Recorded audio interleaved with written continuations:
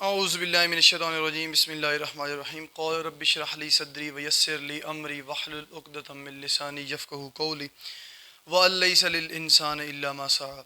अस्सलामु अलैकुम फ्रेंड्स, उम्मीद करता हूँ कि आप सब लोग खैरियत से होंगे और अपनी अपनी ज़िंदगियों में बहुत सारा एंजॉय कर रहे होंगे। अगेन आप लोगों को मैं अपने इस यूट्यूब चैनल पे वेलकम करता हूँ। अगर आप लोग न्यू है तो काइंडली मेरे इस चैनल को सब्सक्राइब कर दें, लाइक कर दें और शेयर कर दें ताकि मेरी हर आने वाली वीडियो आप लोगों तक आसानी से पहुँच सके। इसके अलावा अगर आप लोग जितने भी प्रीवियस लेक्चर हो चुके हैं उन तक एक्सेस हासिल करना चाहते हैं तो जब आप लोग सब्सक्राइब करेंगे प्लेलिस्ट का ऑप्शन शो होगा, प्लेलिस्ट में जाएं, नाइन्थ केमिस्ट्री नाम से प्लेलिस्ट है, उसको ओपन करेंगे तो आप लोगों को जितने भी लेक्चर हो चुके हैं अभी तक वो सारे आप लोगों को मिल जाएंगे। तो बेसिकली हम लोग जो है ना वो इलेक्ट्रोप्लेटिंग वाला टॉपिक कर रहे थे। इलेक्ट्रोप्लेटिंग के अंदर हम देख रहे थे कि बेसिकली किसी भी मेटल को इलेक्ट्रोप्लेटिंग वे से किस तरह जो है ना क्रूजन से बचाया जा सकता है। ठीक है, तो उसके अंदर जो है ना हम फिर इलेक्ट्रोप्लेटिंग के अंदर डिफरेंट टाइप्स की इलेक्ट्रोप्लेटिंग पढ़ रहे थे, डिफरेंट मेटल्स की इलेक्ट्रोप्लेटिंग, जिसके अंदर हमने सिल्वर और क्रोमियम की इलेक्ट्रोप्लेटिंग कर ली थी। आज हमारा जो टॉपिक है उसके अंदर हमने इलेक्ट्रोप्लेटिंग देखनी है जिंक की, टिन की एंड कॉपर की। यानी कि ये जो तीन मेटल है हमारे पास, जिंक, टिन और कॉपर, इन तीनों की हमने इलेक्ट्रोप्लेटिंग देखनी है। तो सबसे पहले देखते हैं इलेक्ट्रोप्लेटिंग ऑफ जिंक।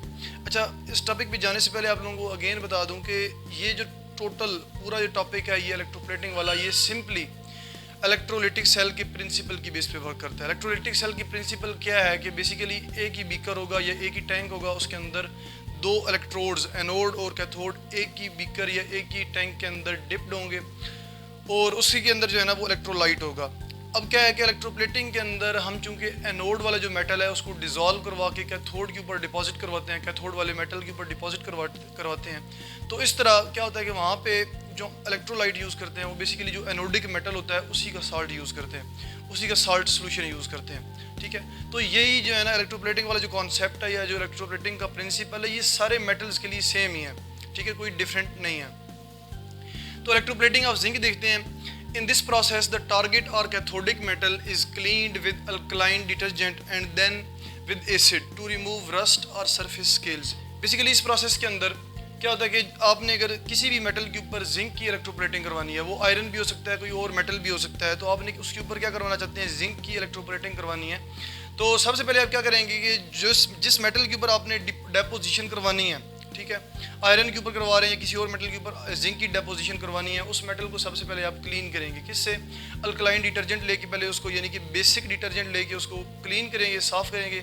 उसके बाद फिर जो है ना एसिड से उसे साफ़ करेंगे। एसिड से साफ़ करने से क्या होगा कि अगर उसके ऊपर रस्ट कोई होगा या अगर फ़र्ज़ करें वो आयरन है, आयरन के ऊपर थोड़ा बहुत रस्ट है या क्रूजन है, वो क्या हो जाएगी, ख़त्म हो जाएगी। या उसके ऊपर सरफेस स्केल्स हैं, ठीक है, तो वो क्या हो जाएंगे, रिमूव हो जाएंगे। नेक्स्ट क्या होगा, the pure zinc rod acts as anode which is dipped in zinc sulphate solution electrolyte. Basically यहाँ पे कैथोड की तो बात हो गई, जो एनोड है, एनोड क्या होगा हमारे पास, प्योर जिंक का होगा, प्योर जिंक रॉड होगा। ठीक है, वो क्या होगा कि वो इलेक्ट्रोलाइट सोल्यूशन के अंदर डिप होगा। अब यहाँ पे जो इलेक्ट्रोलाइट हम यूज़ कर रहे हैं, जाहिर है एनोडिक मेटल जिंक है जिसने डिजॉल्व होना है, तो क्या होना है कि जिंक का जो है ना हम सॉल्ट यूज़ करेंगे। तो हम यहाँ पे कौन सा सॉल्ट यूज़ कर रहे हैं, जिंक सल्फेट सॉल्ट यूज़ कर रहे हैं। ठीक है, ZnSO4। यहाँ पे सल्फेट के ऊपर -2 चार्ज है और जिंक के ऊपर +2 चार्ज है। तो जिंक सल्फेट हम जो है ना वो क्या कर रहे हैं, यूज़ कर रहे हैं, इलेक्ट्रोलाइट यूज़ कर रहे हैं। When current is applied the zinc metal deposit on target metal. जैसे ही आप करंट अप्लाई करेंगे क्या होगा कि जो जिंक, प्योर जिंक रॉड होगा एनोड के ऊपर, वो क्या होगा, डिजॉल्व होना शुरू हो जाएगा। वो इलेक्ट्रॉन एक्सटर्नल सर्किट से कैथोड के ऊपर आएंगे और जो जिंक पॉजिटिव आयंस होंगे, जो जिंक कैटायन होंगे, वो यानी सोल्यूशन के अंदर से कैथोड की तरफ मूव करना शुरू हो जाएंगे और कैथोड पे जाके डिपॉजिट होना शुरू हो जाएंगे। इस तरह जो टारगेट मेटल होगा या जो कैथोडिक मेटल होगा उसके ऊपर जिंक की क्या आ जाएगी, एक लेयर आ जाएगी या उसकी जिंक इलेक्ट्रोप्लेटिंग हो जाएगी। समझ आ गई? सिंपल सही है। यानी कि जितना आप प्रीवियस जिस तरह सिल्वर की आपने पढ़ी थी, सिल्वर की जो डायग्राम आपने जो है ना बनाई थी, सेम आप यहाँ पे जो है ना वो वही डायग्राम बना लें, कोई इतना मसला नहीं है अगर आप डायग्राम बनाना चाहते हैं तो। आगे इलेक्ट्रोप्लेटिंग ऑफ टिन है, ये भी सेम है। Usually steel is electroplated by tin. Basically steel की हम जो है ना वो टिन इलेक्ट्रोप्लेटिंग करते हैं। टिन जो है ना बेसिकली ये इसका जो सिंबल है वो क्या है, SN है, स्टेनम। ठीक है, तो pure tin rod acts as anode which is dipped in tin salt solution and steel acts as cathode. When current is applied the tin metal deposit on steel at cathode. होता क्या है कि जो आप anode use करेंगे वो pure tin का use करेंगे क्योंकि उसने डिज़ॉल्व होना है। जब प्योर टिन यूज़ करेंगे तो उसी का साल्ट सोल्यूशन भी यूज़ करेंगे एज ए इलेक्ट्रोलाइट। तो उसका साल्ट कौन सा होगा, आप कह सकते हैं कि टिन साल्ट आप यूज़ कर सकते हैं वहाँ पे। तो टिन साल्ट सोल्यूशन आप वहाँ पे यूज़ करेंगे एज ए इलेक्ट्रोलाइट, और जो कैथोड होगा आपके पास वो स्टील का होगा, क्योंकि आपने स्टील के ऊपर जो है ना वो इसकी टिन की इलेक्ट्रोप्लेटिंग करवानी है। तो स्टील का आप कैथोड यूज़ करेंगे। जैसे करंट अप्लाई करेंगे टिन जो है, टिन मेटल जो है वो क्या होना, डिज़ोल्व होना शुरू हो जाएगा। जब डिज़ोल्व होना शुरू होगा क्या होगा कि वहाँ पे टिन कैटाइन बनेंगे, टिन कैटाइन कैथोड की तरफ मूव करेंगे, जो इलेक्ट्रॉन होंगे वो इलेक्ट्रॉन एक्सटर्नल सर्किट से कैथोड भी जाएंगे। तो इस तरह वहाँ पे क्या होगी, कैथोड के ऊपर टिन की डेपोजिशन हो जाएगी या स्टील के ऊपर टिन की डेपोजिशन हो जाएगी। नेक्स्ट हमारे पास है इलेक्ट्रोलिटिक रिफाइनिंग ऑफ कॉपर। ये थोड़ा सा डिफरेंट है, डिफरेंट यानी कि बाकी प्रिंसिपल सेम ही है, उसी प्रिंसिपल के ऊपर वर्क कर रहा है। यहाँ पे बेसिकली हम कॉपर की रिफाइनिंग कर रहे हैं। हम जो कॉपर मेटल निकालते हैं, कॉपर मेटल के अंदर बहुत सारी इम्प्योरिटीज़ होती हैं, ठीक है, यानी कि 100% प्योर कॉपर नहीं निकलता। इस तरह अगर आप आयरन ज़मीन से निकालते हैं तो 100% प्योर आयरन नहीं होता आपके पास, ठीक है, जिसे हम रॉट आयरन बोलते हैं, या आयरन की आप डिफरेंट टाइप्स पढ़ेंगे आगे चल के। तो ये हमारे पास प्योर आयरन नहीं होता या प्योर कॉपर नहीं होता। कोई भी मेटल हम प्योर फॉर्म में ज़मीन से नहीं निकालते या किसी कॉन से नहीं निकालते, बल्कि क्या करते हैं उसकी बाद में प्यूरिफिकेशन करते हैं। इस तरह हम जो पेट्रोल है, डीजल है, ये सारी चीज़ें हम प्योर फॉर्म में नहीं निकालते ज़मीन से, बल्कि हम यानी कि एक ही तेल निकालते हैं जिसे हम मदनी तेल के नाम से बोलते हैं या क्रूड ऑयल जिसे बोलते हैं, वो हम ज़मीन से निकालते हैं और उसके बाद में क्या करते हैं, यानी कि उसके अंदर से जो एक्सट्रैक्शंस हैं वो अलग करते हैं। डीजल अलग करते हैं, इसके अलावा पेट्रोल अलग करते हैं, गैसेस अलग करते हैं, बहुत सारी जो है ना प्रोडक्ट्स, तो वहाँ पे हम 1 बाई 1 करके टेम्परेचर स्केल की बेस पे जो है ना हम डिफरेंट करते हैं। इसी तरह जो हमारे पास ये जो मेटल्स होते हैं, ये बेसिकली हमारे पास एक केमिस्ट्री की एक स्पेसिफिक ब्रांच है, मेटलर्जी, ठीक है। मेटलर्जी के अंदर ये सारी चीज़ें हम देखते हैं। ये जो मेटल की एक्सट्रैक्शन है, मेटल की प्यूरिफिकेशन है, ठीक है, या मेटल की आप कह सकते हैं प्रेपरेशन है, ये हम जो है ना मेटलर्जी के अंदर देखते हैं। मेटलर्जी एक बहुत ही इंपॉर्टेंट केमिस्ट्री की एक ब्रांच है, ठीक है, आप कह सकते हैं इनऑर्गेनिक केमिस्ट्री की ब्रांच है। तो यहाँ पे बेसिकली हम क्या कर रहे हैं, कॉपर की रिफाइनिंग करते हैं। कॉपर की रिफाइनिंग कैसे करेंगे, इलेक्ट्रोलिटिक सेल यूज़ करके या इलेक्ट्रोलिटिक सेल वाला प्रिंसिपल यूज़ करके। तो impure copper is refined by electrolytic method. Electrolytic method use करके हम कॉपर को क्या करते हैं, रिफाइन करते हैं, या कॉपर की प्यूरिफिकेशन करते हैं, प्योर कॉपर बनाते हैं। Impure copper acts as anode while pure copper acts as cathode. यहाँ पे जो हम दो एनोड इलेक्ट्रोड यूज़ करते हैं इलेक्ट्रोलिटिक टैंक के अंदर, एक एनोड और एक कैथोड। तो जो एनोड हम रखेंगे वो इम्प्योर कॉपर रखेंगे और जो कैथोड होगा वो प्योर कॉपर रखेंगे, ठीक है। जो मजीद कॉपर यानी कॉपर साथ साथ बनता जाएगा और प्योर कॉपर के ऊपर क्या होता जाएगा, डिपॉजिट होता जाएगा। या आप कह सकते हैं ये जो हमारे पास सेकंड ये जो एनोड है या जो इम्प्योर कॉपर है, ये इम्प्योर कॉपर साथ साथ डिजॉल्व होता जाएगा और जो प्योर कॉपर आयंस होंगे वो क्या होते जाएंगे, वो कैथोड के ऊपर डिपॉजिट होना शुरू होते जाएंगे। इस तरह कैथोड के ऊपर आहिस्ता आहिस्ता ये कॉपर, प्योर कॉपर जो है ना उसके ऊपर जाके डिपॉजिट होता रहेगा और इस तरह जो हमारे पास कैथोड है, कैथोड के ऊपर प्योर कॉपर हम एक्सट्रैक्ट कर लेंगे। जो इम्प्योरिटीज़ होंगी, इम्प्योरिटीज साथ साथ डिजॉल्व होती रहेंगी, वो नीचे बैठती रहेंगी, ठीक है। इम्प्योरिटीज़ जो है ना कैथोड की तरफ नहीं जाएंगे। तो देखते हैं आगे, copper sulphate solution in water acts as electrolyte. यहाँ पे जो हम इलेक्ट्रोलाइट यूज़ कर रहे हैं वो बेसिकली क्या है, कॉपर सल्फेट जो है ना वो यूज़ कर रहे हैं, इलेक्ट्रोलाइट। नेक्स्ट हमारे पास है, when current is applied the anodic impure copper oxidises and loses its electron to form copper ion. होगा क्या कि जो एनोड है, एनोड के ऊपर जो इम्प्योर कॉपर है, जैसे आप करंट अप्लाई करेंगे ये एनोडिक इम्प्योर कॉपर ये डिजॉल्व होना शुरू हो जाएगा। जब ये डिजॉल्व होगा तो जो इलेक्ट्रॉन होंगे वो इलेक्ट्रॉन क्या करेंगे, यानी कि एक्सटर्नल सर्किट से बैटरी से मूव करते कैथोड पे आएंगे और जो कॉपर कैटाइन बनेंगे Cu+2, ठीक है, कॉपर कैटाइन, वो कॉपर कैटाइन कैथोड की तरफ मूव करना शुरू कर देंगे। तो इस तरह क्या होगी कि एनोड के ऊपर ऑक्सीडेशन हो जाएगी। एनोड के ऊपर जो कॉपर है वो क्या हो जाएगा, ऑक्सीडाइज हो जाएगा, इम्प्योर कॉपर।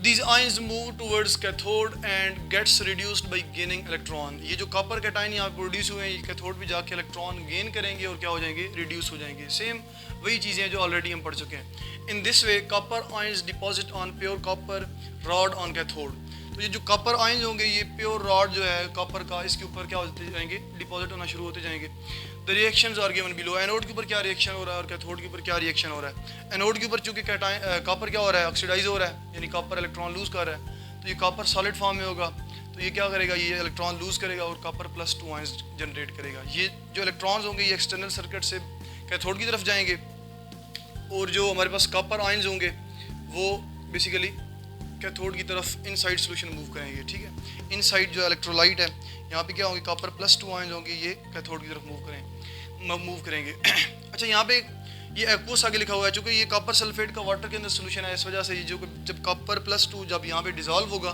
तो उसको बेसिकली हम साथ में आगे एक्वस लिखेंगे। क्यों? क्योंकि इसका वाटर के अंदर सोल्यूशन है। कैथोड के ऊपर क्या होगा कि जब ये कॉपर +2 आयन जैसे ही कैथोड के ऊपर जाएंगे तो यहाँ पे इलेक्ट्रॉन गेन करके क्या कर लेंगे, कॉपर सॉलिड के अंदर गेन कन्वर्ट हो जाएंगे। तो इस तरह जो है ना कॉपर सॉलिड जो है वो इस रॉड के ऊपर डिपॉजिट होता रहेगा, डिपॉजिट होना शुरू हो जाएगा। तो ये आप देख रहे हैं, ये जो रेड डॉट है हमारे पास, ये किसके हैं, ये प्योर कॉपर के हैं। समझ आ गई है? ये प्योर कॉपर रॉड है और इसी के ऊपर प्योर कॉपर क्या हो रहा है, डिपॉजिट हो रहा है, ठीक है। इस तरह ये एनोड है, ये कैथोड है। इसके अलावा ये बैटरी है हमारे पास। आप देख रहे हैं यहाँ पे जो है ना, ये हमने जो सोल्यूशन यूज़ किया है वो कॉपर सल्फेट का, CuSO4 का।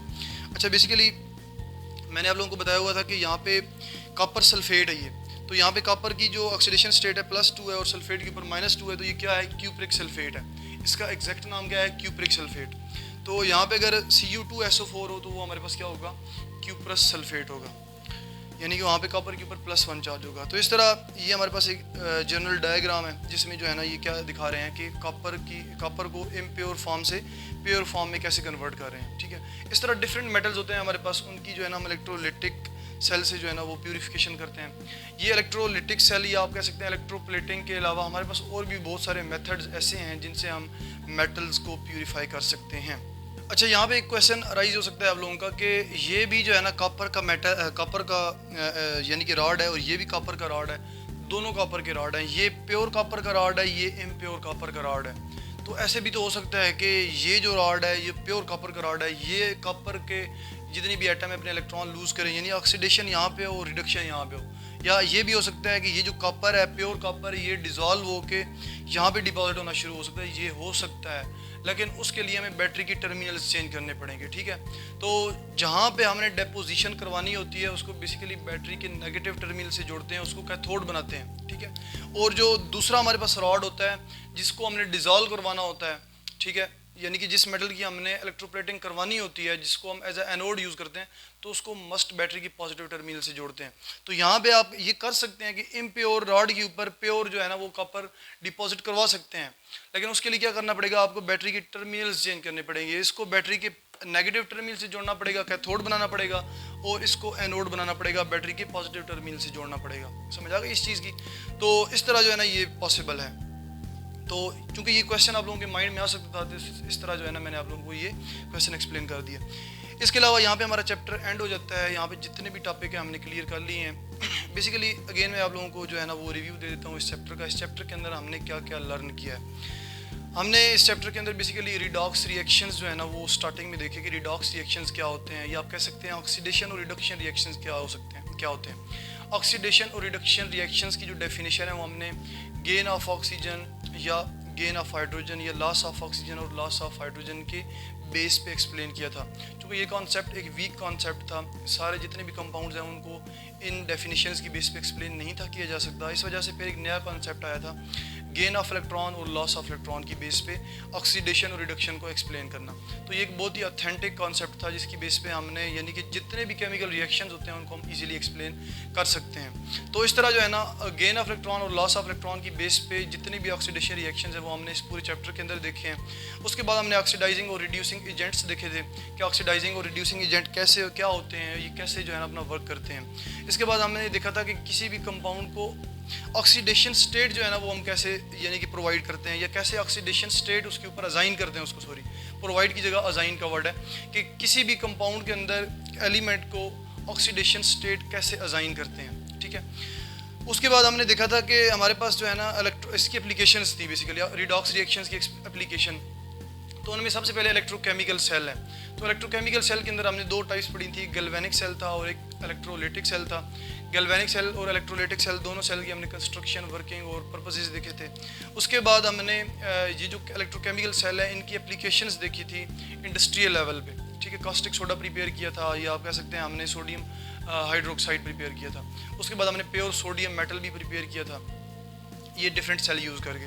उसके बाद हमारे पास जो है ना वो ये मेटल है, मेटल्स की डिफरेंट क्रूजन्स के बारे में हमने देखा था कि मेटल को कैसे जंग लगता है, जितने भी मेटल हैं उनको कैसे जंग लगता है। उसके अंदर हमने स्पेसिफिकली आयरन की जो है ना क्रूजन देखी थी, जिसे हमने रस्टिंग का नाम दिया था। उस रस्टिंग को हमने केमिकली एक्सप्लेन किया था कि केमिकल रिएक्शंस कौन कौन से इन्वॉल्व होते हैं उसके अंदर। उसके बाद हमने प्रिवेंशन ऑफ क्रूजन देखा। प्रिवेंशन ऑफ क्रूजन के अंदर हमने कॉमन मेथड जो यूज़ किए वो एक मेटालिक कोटिंग था। उसके बाद हमारे पास जब कह सकते हैं मेटालिक कोटिंग के अंदर हमारे पास गैल्वेनाइजिंग आ गया था, टिन जो है ना वो कोटिंग आ गई थी। उसके बाद लास्ट में हमारा जो मेथड था वो इलेक्ट्रोप्लेटिंग का था। इलेक्ट्रोप्लेटिंग के अंदर भी जो है ना हमने देखा था कि किस तरह इलेक्ट्रोलिटिक सेल वाला प्रिंसिपल यूज़ करके हम एक मेटल के ऊपर दूसरे मेटल की लेयर जनरेट करवा सकते हैं। तो ये पूरे चैप्टर के अंदर आप अगर जनरली देखें तो पूरे चैप्टर के अंदर हमने जितने भी केमिकल रिएक्शंस किए हैं बेसिकली वो ऑक्सीडेशन और रिडक्शन रिएक्शंस हैं, यानी कि रिडॉक्स रिएक्शंस की बेस पे ये पूरा चैप्टर एक्सप्लेन किया गया है। ठीक है, तो उम्मीद करता हूँ कि ये सारी चीज़ें आप लोगों को समझ आ चुकी होंगी। यहाँ पे लास्ट में यही चीज़ कहूँगा कि जब तक आप लोग ऑक्सीडेशन रिडक्शन रिएक्शंस या रिड्यूसिंग एजेंट, ऑक्सीडाइजिंग एजेंट या रिडॉक्स रिएक्शंस, इनका कॉन्सेप्ट थॉरोली नहीं समझेंगे या जो हम ऑक्सीडेशन स्टेट अजाइन करते हैं इसका कॉन्सेप्ट डिटेल में नहीं समझेंगे, अंडरस्टैंड करेंगे, तो ये सारी चीज़ें आप लोग जितनी भी आगे पढ़ेंगे ये आप लोगों के लिए बेकार होंगी, इनका कोई फ़ायदा नहीं होगा। आप लोग रट्टा तो लगा लेंगे, इनको तैयार तो कर लेंगे, लेकिन कोई फ़ायदा नहीं होगा। तो सबसे बेसिक कॉन्सेप्ट इस चैप्टर के अंदर आप लोगों को ऑक्सीडेशन और रिडक्शन का दिया गया है, जो कि एंड तक चलना है आगे। ठीक है, तो इस वजह से अगेन कहता हूँ कि ये सारी चीज़ें यानी कि शुरू से करें और थॉरोली अंडरस्टैंड करके अगले टॉपिक पे जाएं। जब तक आप लोगों को पिछला टॉपिक सही तरह से कवर ना हो अगले टॉपिक पे ना जाएं। तो यही चीज़ बार बार रिकमेंड करता हूँ ताकि आप लोगों को अच्छी तरह से समझ आ जाए। इसी के साथ मैं अपना लेक्चर एंड करता हूँ। इंशाल्लाह मिलते हैं नेक्स्ट लेक्चर में। तो इसी के साथ ही अल्लाह हाफिज़।